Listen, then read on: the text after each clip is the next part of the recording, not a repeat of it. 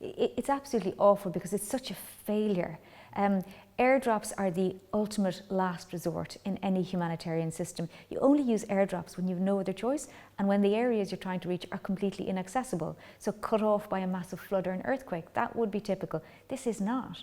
There are roads that aid can be delivered along if the security situation were managed in a way to allow that.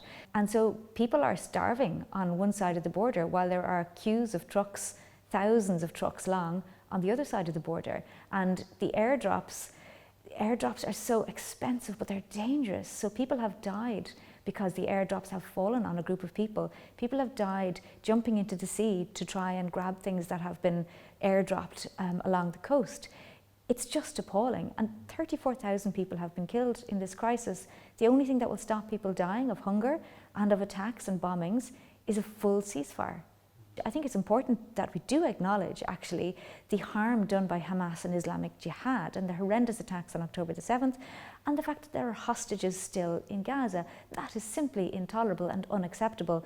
But it's unacceptable also to have a disproportionate response, which is what Israel has done with the killing of 34,000 Palestinians and people now suffering from famine. So I suppose the fact that we have technical expertise, we understand how we could respond if we had humanitarian access.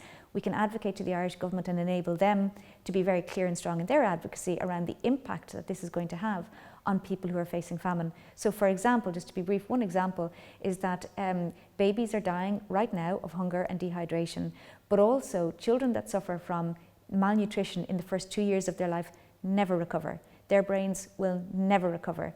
The children who are living through this war will never recover anyway because of the trauma, and there are thousands of children who have lost limbs who will never recover physically either. So I think it's a moral obligation on us to speak out about what's happening, but also to be able to offer solutions. And we do stand ready with our partners like Caritas Jerusalem and others, standing ready to do much more in Gaza once we get the access.